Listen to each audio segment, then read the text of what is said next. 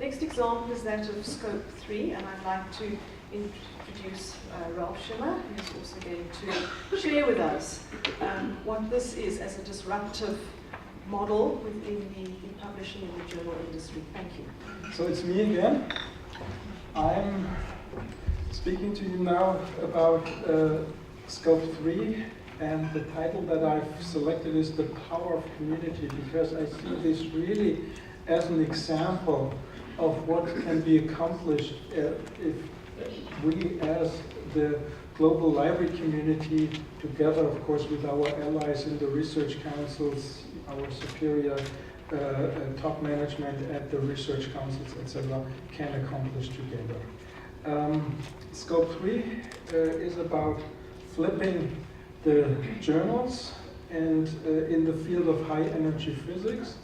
And I want to start with this timeline.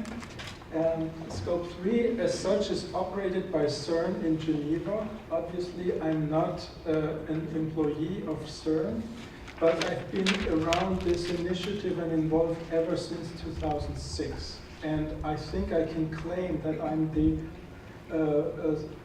person outside of CERN to be involved most heavily for more than a decade now in Scope 3. And I guess that entitles me at least a little bit to speak on behalf of Scope 3. And I know that my friends and colleagues at CERN are not nervous when I speak about this project, because have been intimately involved.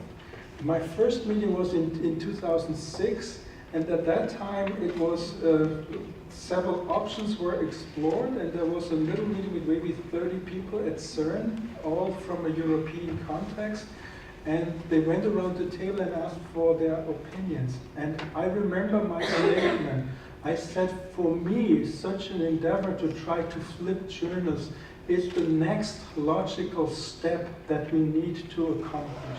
So even at that time, I was already an advocate of trying to flip the journals. And to me, Scope 3 is really, on a smaller scale, a successful prototypical endeavor and a successful one, and a forerunner of our OA 2020 initiatives, where we want to accomplish the same result, just on a larger, and in fact, of course, much larger scale. So the timeline, it took quite some time to unfold. There were design, business models, planning, etc., consensus building, also the notion of an expression of interest, the same that we have. And Scope 3 saw a more robust form of commitment as the MOU. In the context of OA 2020, we think also that at some point we can ask for a more robust commitment. So our own initiative is really following some of the successes of Scope 3. And finally, as of the publication year 2014, Scope 3 became in existence, and the first contract phase was 2014, 15, and 16. And as we are now already in 2017, we have entered the second 3-year contract phase. And I have to admit that I was a bit nervous when we had to renegotiate, because the power that we had, the negotiating power that we had through this tender process for the first round didn't exist anymore. Too many data points were out in the open and visible, and I wasn't fully sure about the leverage power, but I have to say that Scope 3 and also thanks to the very high professionalism of all the people involved at CERN, did a fantastic job. The legal department, the procurement department at CERN, I mean, it's just world class. And it's not only Salvatore Mele and Alex Coates as the operations manager. These are the front ends, the faces to these initiatives, but they really go in with all their massive competence that they have. And I cannot admire an institution more than CERN for what they've been doing here. And I've added, and this will be the end of my talk then, that APS has just recently been announced to join the operation. I will come back to this in the end. So the key thing that Scope 3 is all about, and I start in the upper right corner, how did this work with the? Parts. Okay, here. Was it? Okay. With the researcher, when you remember my presentation from just before the coffee break, we said we don't want to see the researchers change in their behavior. And that's also the beauty of SCOAP3. The researchers don't need to change things. They don't need to upload their documents in the repository, etc. They are not confronted with administrative burdens, and they retain their copyright. So they just continue to do their research and submit their articles to the outlets that they know, the high energy physics journals as they used to, but the mechanisms of SCOAP3 are just that the entire processes or the workflows and how the money is being transacted is being rearranged globally. So that means that the money that went into the subscriptions in the libraries got redirected, unbundled by the publishers. That was a part of their commitment as part of the contracts that they wrote. That was an essential element of the tender process. So the library saved the money, and at the same time the campaign was made, the plea was made to the libraries to please be willing to keep the money in the system, to reinvest it, but not directly to the publishers, but send the money, your contribution to SCOAP3, to CERN, and there it's been collected and organized. Contracts are being made with the publishers with the result that the journals, or in some cases it's not the entire journals, only parts of the journals, are being flipped to open access, and the result is that the articles are made open access. So we see that the libraries have their role, together with the funding agencies can have a role. In some countries, SCOAP3 organizes everything and takes on the legal liability, which is also not to be underestimated. The publishers continue to publish the journals, but just in an open access mode. This is a little map, and you can see SCOAP3 is really a community of more than 3,000 libraries worldwide at the moment. There are 52 partners. Partners means like contract partners, MOU signatories as the SCOAP3 lingo goes, and they represent 44 countries. And in the small print, you can have the slides. I don't read this. You will see that there's a different set of participation. In some countries, it's more heavily leaning on the library networks. In other countries, it involves the government agency or the funders, etc. And this color code here will give you the details, but I don't read them to you. The whole initiative is operated by CERN, and of course, as they have the legal liability, I mean, they have to retain some veto rights. Of course, they cannot do anything that is against their legal requirements, so that even the governance cannot force to do them things that they cannot do by their own statutes, etc. But other than this, it's really a community effort, and there is a community-based governance structure in place ever since the start of the operations, and there were working groups before, so this notion of shared governance has been deployed along the way even before. So the key body is the Governing Council. This is where all the signatory institutions are represented and have their vote. I was the first Governing Council chair serving the years 14, 15, and 16. My term just recently at the March session of the Governing Council this year came to an end. So for the first time after more than 10 years of services to SCOAP3, I am without a seat in any of the working groups. And it feels good, but I still stay connected, and folks at CERN know that they can always approach me if they think that they have a reason for this. And the executive committee is the group that meets very regularly, typically every 2 weeks by a virtual conference. So they are represented from all world regions. So at the moment there are colleagues from Japan, from China, from the United States and Canada and European countries. And so they organize things on a regular basis and issue a quarterly newsletter, etc., try to make the thing also transparent to the rest of the community. And the national contact points in the countries, of course, are the ones, the multipliers into the national networks to give reports and to test the temperature, discuss new ideas, etc., etc. So this is a very widely spread structure. And with our own OA 2020 initiative, we really want to utilize the accomplishments that SCOAP3 had, also in terms of structuring things. It was really an accomplishment, and I always think about Japan when I say this, because this SCOAP3 helped that the stakeholders who never had a precedent to work together to really come together. They needed someone from the ministry, they needed the national consortium, the justice consortium in the country, they needed high-level library directors to be represented, and they needed the physics community. And they didn't have a precedent to talk to each other, and they managed to build a coalition. And in the end, they were able to transfer the money. And this is, I think, the ultimate sign of a success. You can meet in committees, you can write smart papers, but they don't have consequences. But when you can get to yourself organized in a way that in the end, it has the consequence that you are able to transfer money that was spent and organized and under the control of different players elsewhere to be directed to a new purpose, to a new mission. This is what I would call a success.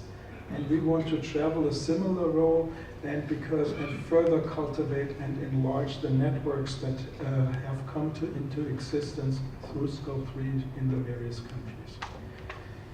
So the country contribution is defined by the share of the articles, the article output in those countries. I'm not going to read this. You can see South Africa is here with 0.5%. So I'm coming from a country, Germany, with 9.7%. That's the second largest contributor, second to the United States. And China has been on the rise. So these are the relevant figures for the second contract phase. For the first phase, these percentage rates were quite different, and Japan, China was the country that made the biggest leap over the years. Not very surprising, I would say. SCOAP3 has an author base of, and this is what they're really proud of, so they can claim that they serve more than 20,000 authors from more than 100 countries. So even if we have only 44 countries contributing, but the author population comes from even more than 100 countries. So this is a slide to summarize all the results. These are the key data from the first 3 years of the contract phase. You see the journals, you see the publisher behind the journals, and you see this column here, phase 1, is the total number of articles in those countries, and this is the total amount of money that went to those publishers. And you can easily see Elsevier with the 2 journals is the huge block, and they received $6.6 million US, and Springer received 6.7 million euros. And in the end, this is all converted into euros. You see in this column, it's different currencies, so that's close to 14 million euros have been spent for the first 3 years for 3,400 articles. And the average investment per article is 1,040 euros. This is a very moderate, decent APC spending level that was accomplished. And we can say that the outlook for the second contract phase that has just started this year, the next 3 years, 17, 18, 19, this price will even go down and fall a little bit below the 1,000 euro mark, probably come out in the range of 980. So the monetary mix-up of this budget is that it comes three-quarters come from the previous library subscriptions that they saved and redirected to CERN. 16% comes from funding agencies. We have some countries where the funding agencies step in and support this because the libraries could not get enough money out of the system. Germany, for instance, is one of those examples. We need our research foundation to help top up this money that came from the libraries. And CERN itself showed that 8% of the total spending. This is the total field of high energy physics. So that's the scope 3 covers more exactly 50% today. And today means in the second phase there was one journal moving out, published by IOP. And the APS would stand for another 37%, and then the rest is 13%.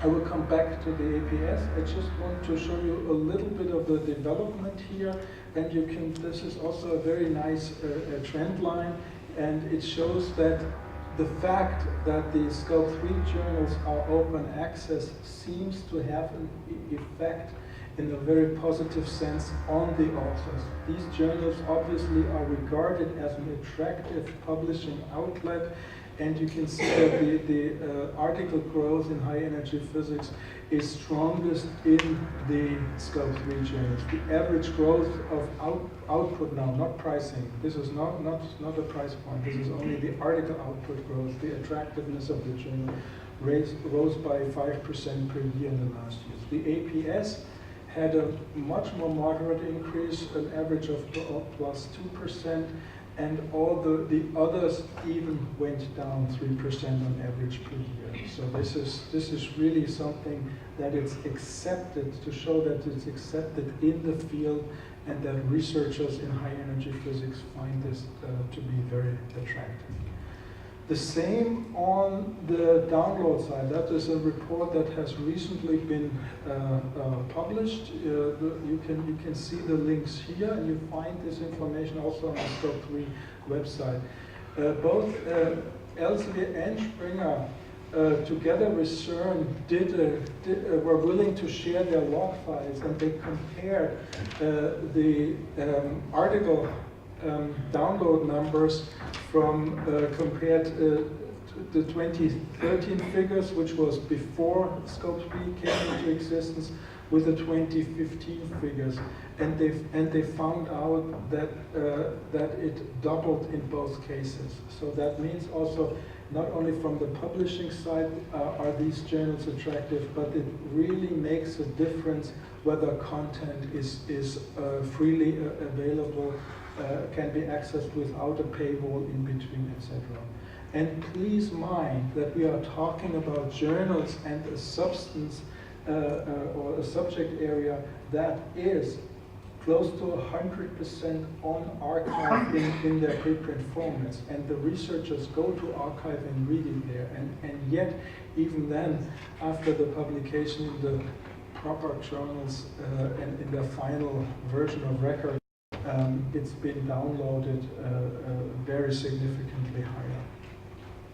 Okay, that's my last slide. I just want to go back to what I said before. The APS has just been announced recently at the end of April, will join Scope 3 with all their 37%.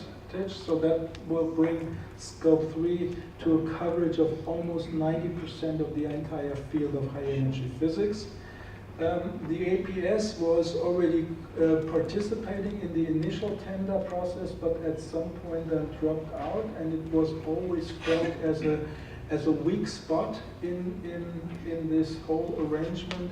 In particularly in the United States, the opinion was there among librarians, but also researchers, that it's pretty much leaning on not American publishing, and they thought that with the commercial publishers, Elsevier and Springer, that this gives too much of a commercial flavor, which is not fully true because the Journal of High Energy Physics that is published by Springer is owned by the Italian Physical Society. So this is really collaborations between the societies and the commercial publishers, which we all know also from the subscription world. This is not an unusual collaboration.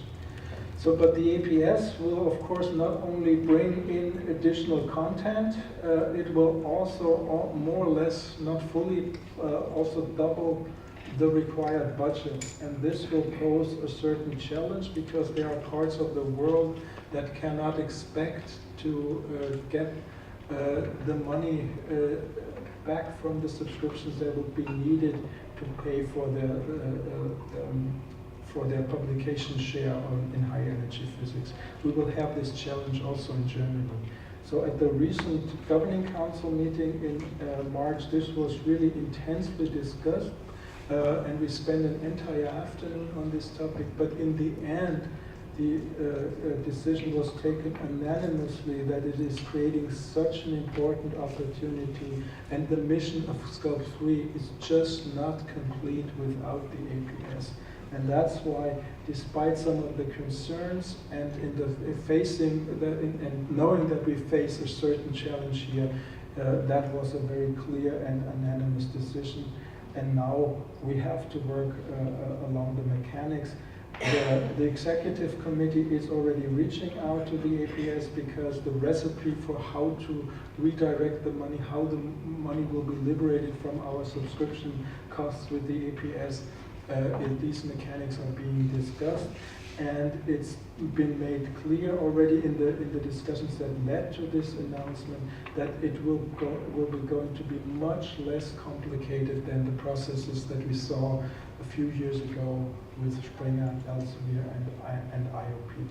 And so what it means to you here, I think it might be a challenge for the South African library communities as well. I don't know your data, but we in Germany, we will see some challenges, but on the other hand, since we want to liberate money from the subscription system and put it on the table where we can have open access for, we are very optimistic that we will find a solution and be able to deliver what we are supposed to deliver in order to continue to be a fair and trusted partner for SCOAP3.